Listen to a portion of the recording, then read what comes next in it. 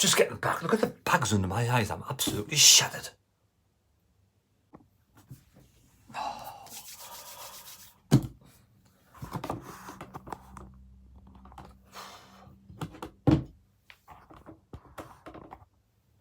That's better. That's better.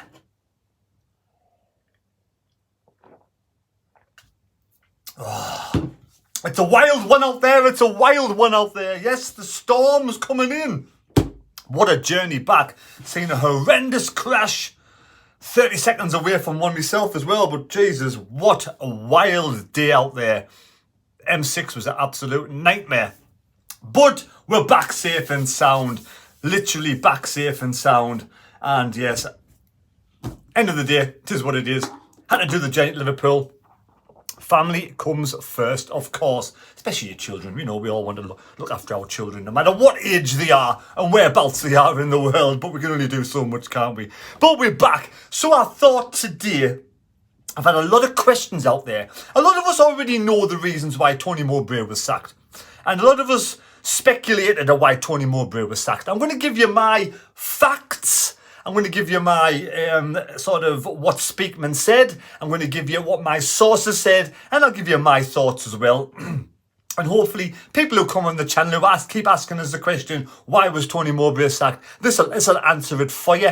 A lot of people out there already know, so I've got other things to do as well. Because someone got a new shirt out. Look at this. A new football shirt out. Hopefully, end of the day, this is what allegedly it's supposed to be like. I touch wood, it's okay. I wouldn't mind it being. It is a quite nice looking shirt, isn't it? I can't quite get this right. It is quite a nice looking shirt. So yes, hopefully that is the shirt that is going to go up for sale.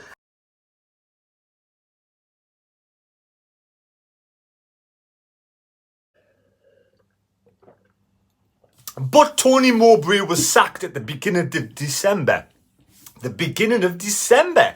Now, let's talk about Tony Mowbray at this moment in time. He was going through a little bit of a lull. We did lose, obviously, to Plymouth, Huddersfield, and we drew against Millwall. And I said on the video that things needed to change to do with the hierarchy buying in a more sort of experienced and knowledgeable striker. And Tony Mowbray was being let down by the hierarchy, Speakman and co, for not supporting him. And Tony Mowbray wanted some backup. He wanted some, refreshments coming to his squad. Because you could see he was a little bit short on the ground in certain areas. And he knew it was a tight division. And a couple of defeats and he dropped down to 9th place after the Millwall game. We played the Swansea game. We played the Birmingham game. We won 3-1. Beat Birmingham 3-1, Wayne Rooney's Birmingham.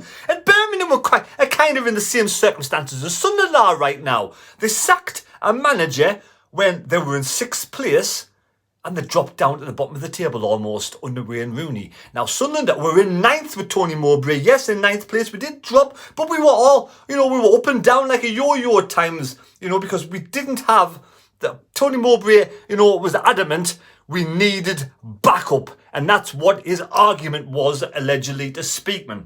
So he was in 9th place. But now under Bale, we're in 10th place. So Tony was sacked. Now, here's a run of results from Tony. We'll put this up now. Tony's, run of results. Technical error, I can't get it on the screen. But, right, we'll go for Michael Beale. Michael Bale's last 7 results. He's only 7 results in charge. 1-2, drawn 1, lost 4. Right, a -5 goal difference, 28% win ratio. Tony Mowbray's 7 results is slightly better by 1 point. 2-1-4. Sorry, 2-2-3. So he drew 1 more game than Michael Beale. So it was 1 point, right, we'll say 1 point, but just, we know we had a cup game against Newcastle. So it is quite similar. But when you sack a manager, you expect to bring somebody in who is going to be better, who is going to bring and unite the team together and try and get the team on an upward spiral. Now, Tony Mowbray had the backing of all of his team. The players did look up to Tony Mowbray. Father figure was well respected. And I always saw, even when things were tough, even when we went through a bit of a bad spell, and we did last season as well, we went through, troughs and peaks, the same as this season. The team was always behind Tony Mowbray. And he came good, always came good. So this was probably the lullest part of the season, the part of the season where the results were going against Tony. Now, it kind of coincided with one or two situations where he asked the board and he wanted help. He sort of reached out in his interviews, stating the fact that he was short on the ground. He wanted, support in the transfer window for a striker. He found it difficult to play the 4 strikers we had because they weren't really, they weren't firing. Burstow wasn't firing. Mienda was still finding his feet, and also the young lad Rushin was still finding his feet. He came into the side, he was playing okay, and he got a hamstring injury, and he was missing a little bit. So, Tony was trying to find the right combination, and he had the majority. Even though I was the same. We were kind of thinking, yes, it's a bad spell, but we stuck by Tony. We kind of sort of thinking, yeah, we'll get through this and we'll come good again. And hopefully, January window's coming up. You'll have some support in the January window and we'll all forward together as a team and progress and do well. And the top half of the table would be in a good result. But no, he was sacked. And the reasons for sacking Tony Mowbray was as such. I know I've got this bit.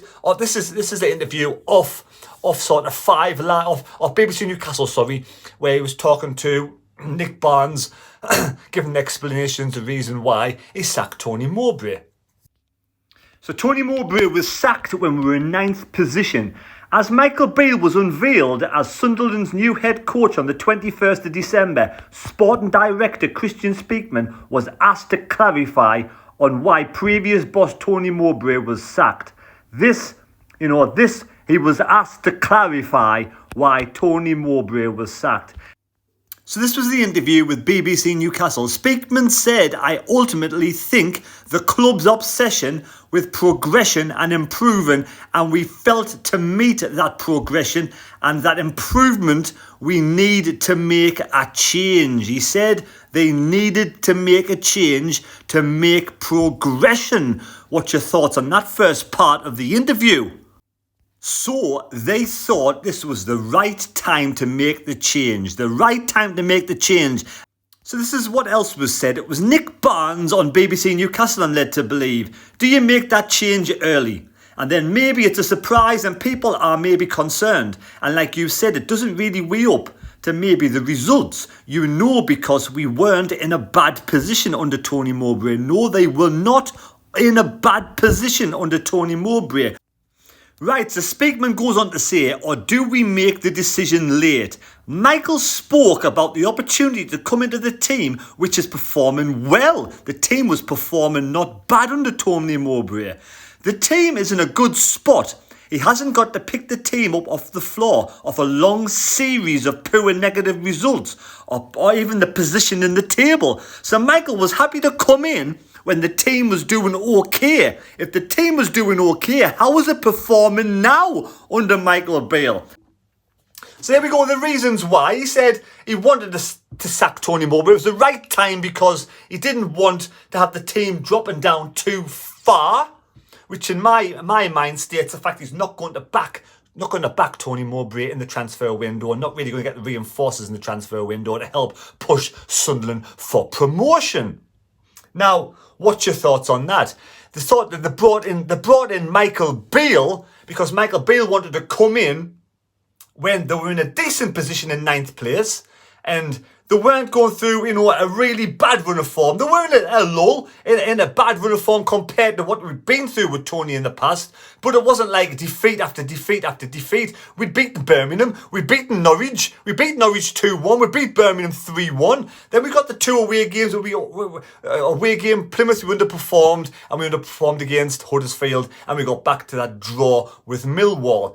So things weren't, like on top of cloud 9, but they weren't, we weren't going through a really bad run of defeats, constant defeats. So Michael Beale was brought in. Now he was brought in. Tony was sacked on December the 4th. When was Bale signed? Sometime, mid-December. So Speakman was saying he was the man they wanted to bring in. Now, end of the day, it's my opinion. I do not believe one single bit Michael Beale was the first choice. I don't. End of the day, Michael Beale isn't a bad person. We're not coming out here, to tarnish his name. We don't want him sacked because we hate his guts or because he's an evil man. He's not. He's just not a very good head coach. Simple as. End of the day, in any walk of life, you don't do a good job, the boss will eventually sack you. And it's more sort of put to the fore in football, especially in football. Now, Speakman, it wasn't, last summer, Tony Mowbray was only kept as head coach at Sunderland because of the great run of results toward the back end of last season and the playoffs. The fans were behind Tony Mowbray. They could have not sacked Tony in the summertime. That's when they wanted to get rid of Tony in the summertime and bring their own man in. So they had to keep Tony. They knew there would have been hell on if he was sacked. So they kept him in the first opportunity of a bad run of results, instead of realising of what good head coach you've got at this moment in time. I kind of get it, right? I understand if there's somebody better out there that they're going to bring in to replace somebody and upgrade. In every walk of life, there's always somebody better than you. There's people out there that's much better than me. I'm down here somewhere. There's fantastic YouTubers. There's even better Sunderland YouTubers out there than me. And I can understand if they were going to say, right, Tony, we'll part company, we'll agree to disagree, we'll part company, but we'll get somebody in better. But we didn't. We waited 10 to 14 days or whatever it was, and we brought somebody in who didn't have a good proven track record, who had already failed in certain quarters. Now, Christian Speakman is an Aston Villa fan, I'm led to believe, and Bale has something to do with Villa when it was to do with sort of Gerrard, so they are already acquaintances and friends, and for me it's jobs for the boys.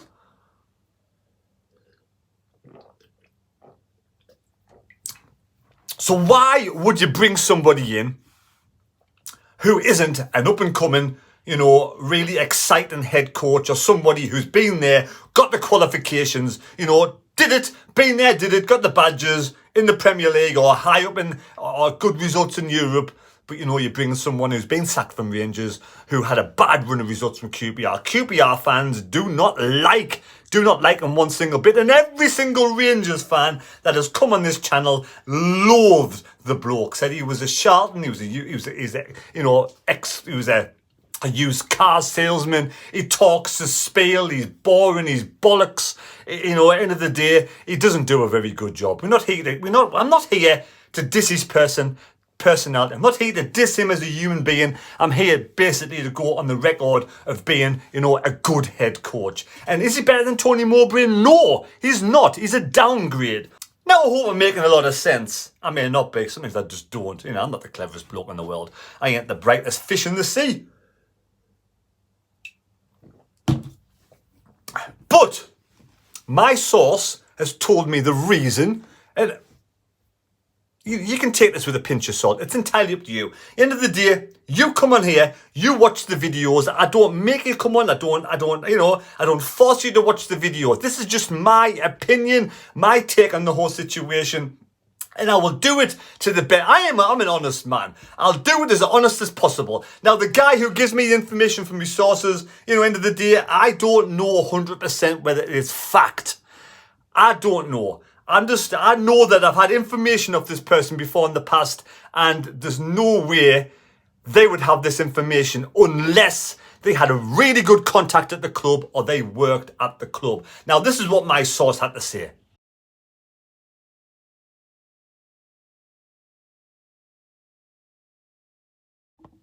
So there we go. What's your thoughts on that? I agree with that. The way the interviews were coming with Tony Mowbray, it was leading to that point. They do not like being told what to do. They do not want to spend a lot of money. And we'll go into the money side of things, very shortly. But they fell out. Tony is a proud man, right? A family man, a proud man, done a good job throughout his life. He likes to do the best of his ability. And good luck to the guy at Birmingham. Birmingham, you've got an absolute gem there. I tell you what, Birmingham, so far, he's had 3 games in charge. He's won 2 and drawn 1. You beat Stoke yesterday. So what a start. You drew against Swansea last week, a late equaliser. It's a fantastic start. And I wish Tony all the best. It'd be interesting to see whereabouts Birmingham finish in line with Sunderland. They're 8 points behind Sunderland right now at this moment in time. And at the end of the day, I've got full respect for Tony, and I wish him all the best for the rest of the season and Birmingham. But, like I said, Bale has come in, and, Tony wasn't getting on with him. He wanted them to spend some money to back him. If they just backed Tony Mowbray and spent some money, instead of saying, right, we've spent all the Ross Stewart money, but I don't actually think they've said this, but allegedly they've spent the Ross Stewart money on keeping the club afloat. Now, like I said before, I'm not clever. I'm not stupid, but I'm not clever. But I don't get how we have to use the Ross Stewart money to keep us afloat. We have 40,000 fans coming through the gates week in, week out. We sell shitloads of shirt sales. We make a lot of money. A lot of money. I don't understand why the Ross Stewart money has to go on keeping the club afloat. I don't get it. I really don't. We're the fourth lowest, fourth or bottom in the wages in the Championship. What is going wrong at this club? Is KLD keeping a big wage? Do they pay themselves wages? I know KLD pays Christian Speakman self. He doesn't have the money. And, if he's not going to put money into the club, then for me, he needs to sell this club and sell it to somebody who can invest in the club, who can get the club going the right direction. Because I'm not being funny, Leeds are a massive club. A massive club. Being great history with Leeds. Sunderland have got to be the biggest club in this division. How are we, being kept afloat? Why are we being kept afloat? We've got to sell a player to keep afloat. It makes no sense. I know people come on here and say, Terry, fair play rule and all this bollocks. Yes, I understand that. But we haven't spent a great deal of money. We have the biggest revenue income. Ellis Short, I'm led to believe, paid off all of the debt when Donald took over. Donald, KLD, Metfin. What does Sartori even bring to the table? Does he even spend any more than £1 in this? Sartori for me can fuck off. What is the point of one Sartori? Someone out there, let me know, what has he done for this club? Allegedly he spent £1 to get his shares? I just don't understand. Honest to God, someone let me know what the crack is with KLD, Sartori and having to sell players to keep the club afloat. For me, it stinks. It absolutely stinks. There's something going on here that just not meet the eye. There's something not right. Also, yes, they got us up from League One to the Championship, but come on. 40,000 fans in League One. Anybody could have come in and got those up to the Championship with a little bit of cash, surely. Yes, they got us. Yes, KLD got us up to the next level. How many years did it take us to get promoted from League One to the Championship?